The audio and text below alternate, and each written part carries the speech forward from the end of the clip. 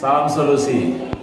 Teman-teman semua, kita hari ini akan menemui beberapa kelompok dan dalam kelompok ini nanti akan mendiskusikan sesuai dengan topik-topik yang sudah dibagi. Kita berharap ada masukan, ada kritik, ada pertanyaan dari kita yang sedang mengamati video ini. Mudah-mudahan ini menjadi salah satu bagian dari proses pembelajaran kita supaya kemudian hari kita menjadi lebih baik lagi.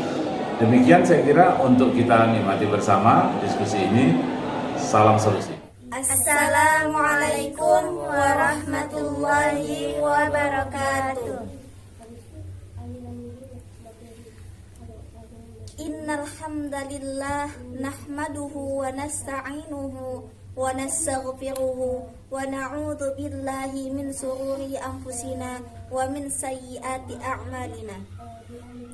May yahdihillahu fala mudhillalah wa may yudhlilhu fala hadiyalah.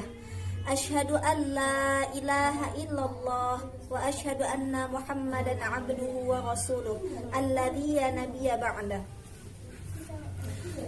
Yang pertama-tama, marilah kita panjatkan puja dan puji syukur kita kepada Allah Subhanahu wa Ta'ala, yang mana Ia telah memberikan banyak-banyak berjuta nikmat, yaitu nikmat kesehatan, nikmat iman, dan nikmat Islam, sehingga kita dapat bisa berkumpul di ruangan diskusi kita ini, yang insya Allah dapat diberkahi oleh Allah Subhanahu wa Ta'ala. Salawat berangkaikan salam kita sanjung-sanjingkan kepada kepangkuan Nabi besar Sallallahu Alaihi Wasallam, yang mana oleh beliau telah membawa kita dari alam jahiliyah ke alam Islamiyah, yang mudah-mudahan kita semua mendapatkan syafaat beliau di yaumil akhir kelak nanti. Amin amin ya rabbal alamin. Yang saya hormati Bapak selaku mata kuliah Filsafat Ilmu, yaitu Bapak Usyono MA, dan kami dari kelompok 2, yaitu saya yang bernama Nadia Nazah dengan NIM 0307 223081, dan teman saya Audia Amanda dengan NIM 0307 223109, dan teman saya Ilham Mahaputra dengan NIM 0307223133. Oke, selanjutnya kita lanjut untuk mempersingkat waktu. Kita lanjut ke materi berikutnya, yaitu metode-metode filsafat ilmu. Bagaimana sepahaman kamu untuk mempelajari metode-metode filsafat ini? Kepada saudari Audi, saya persilahkan.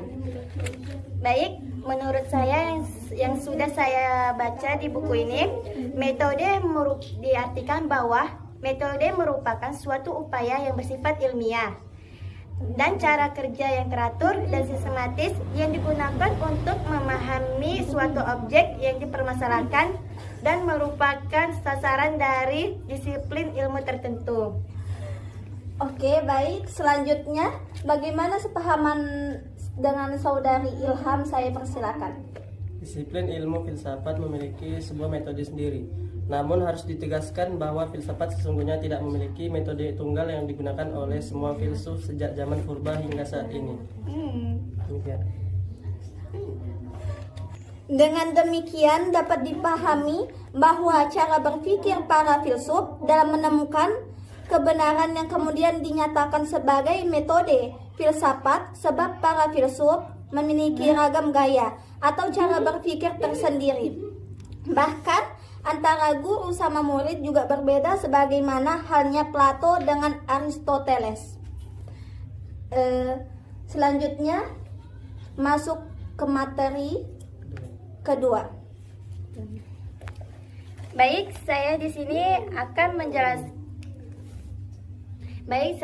akan melanjutkan materi dari saudari Nadia, yang dimana di sini ada materi tentang metode filsafat kritis, yaitu Socrates dan Plato. Di sini saya akan menjelaskan tentang metode filsafat kritis. Di sini metode kritis dikembangkan oleh dua filsuf Yunani terkemuka yaitu Socrates dan Plato. Namun, kebudayaan memiliki perbedaan masing-masing dalam mengembangkan metode kritis tersebut. Baik, selanjutnya menurut sependapat Audia, bagaimana saja yang dikembangkan oleh Socrates dalam metode filsafat itu? Baik, di sini saya mendapatkan jawaban yang telah saya baca di buku ini dari saudari Nadia.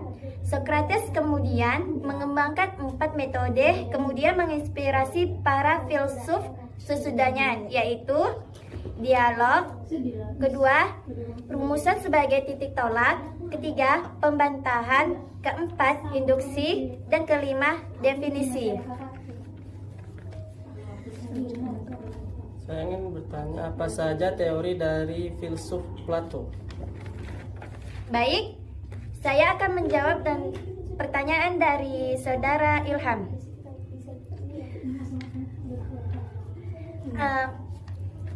Teori-teori. Yang masuk dalam teori Plato dijadikan sebuah teori diantaranya. Yang pertama, teori tentang bentuk-bentuk yang dikenal dengan teori tentang ide-ide. Kedua, sifat cinta. Ketiga, metode dialektika.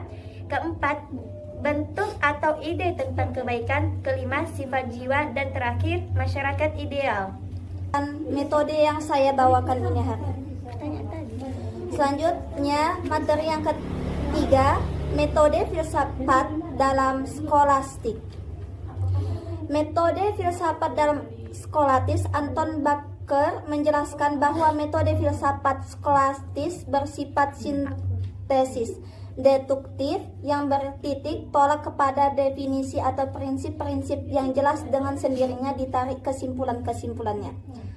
Baik, itu saja yang saya sampaikan. Selanjutnya, menurut sepahaman Nadia, apa saja 4 tahapan yang dikembangkan oleh Thomas Aquinas? menurut sepahaman saya yang dikembangkan oleh Thomas Aquinas itu ada 4 tahapan, yaitu soal masalah yang diterangkan oleh dosen. Yang kedua, keberatan-keberatan diajukan oleh seorang mahasiswa. Ketiga, jawaban-jawaban diberikan oleh seorang mahasiswa senior. Keempat, kesimpulan diberikan dosen dengan jawaban-jawaban tepat atas keberatan-keberatannya. Baik. Oke, saya akan membahas pembahasan keempat, yaitu metode filsafat intuitif dari Plotinus dan Henry Bergson. Metode filsafat intuitif mengajarkan melalui jalan introspeksi intuitif, yaitu menggunakan pemakaian simbol-simbol yang diusahakan untuk pembersihan intelektual beserta pensucian moral, sehingga tercapai suatu penerangan pikiran. Dalam sejarah filsafat, terdapat 2 filsuf yang mengembangkan metode filsafat intuitif, yaitu Plotinus dan Henry Bergson. Baik, saya akan menanyakan kepada saudara Ilham Mahputra tentang metode filsafat intuitif. Apa tujuan? Menurut saudara Ilham, apa tujuan Plotinus dengan filsafat intuitifnya? Menurut saya, tujuannya adalah ingin membawa manusia ke dalam hidup mistis, hidup yang mempertinggi nilai rohani dan persatuan yang Maha Esa. Saya akan membahas pembahasan yang kelima, yaitu metode filsafat skeptis dari René Descartes. Metode filsafat skeptis yaitu metode filsafat dengan meragukan segala sesuatu, merupakan asas berpikir yang menjadi tolak ukur dalam dunia filsafat. Salah satu tokoh yang terkenal adalah René Descartes, seorang filsuf berkebangsaan Prancis. Berpikir skeptis berikut. Menurut pemahaman saya, skeptis adalah sifat kurang percaya dan ragu-ragu terhadap keberhasilan suatu ajaran dan sebagainya. Kata skeptis berasal dari paham skeptisisme atau skeptisme, yang memandang segala sesuatu tidak pasti dan harus dicurigai. Skeptisme memiliki pengaruh yang besar terhadap perkembangan filsafat. Saya ingin menjelaskan materi ke-6 yang saya bawakan, yaitu metode filsafat empiris. Metode filsafat empiris menyajikan bahwa pengalaman yang merupakan sumber kebenaran. Salah satunya filsuf yang dikenal dengan metode filsafat empiris adalah David Hume, merupakan filsuf berkebangsaan Inggris yang hingga saat ini pandangannya masih digunakan oleh orang mengenai filsafat empiris. Baik, sepahaman saya begitu. Saya ingin bertanya, menurut sepahaman saudari Nadia, apa yang melatar belakangi munculnya filsafat empirisme? Menurut saya, yang dimaksud dengan melatar belakangi munculnya filsafat empirisme, konsep mengenai filsafat empirisme munculnya pada abad modern yang lahir karena adanya upaya keluar dari kekangan pemikiran kaum agamawan di zaman skolastik. Baik. Metode empirisme adalah suatu aliran dalam filsafat yang menyatakan bahwa semua pengetahuan berasal dari pengalaman manusia. Empirisme menolak anggapan bahwa manusia telah membawa fitrah pengetahuan dalam dirinya ketika dilahirkan. Baik, terima kasih. Assalamualaikum warahmatullahi wabarakatuh. Oke, jangan lupa di subscribe atau di komen di bawah YouTube channel kami ini.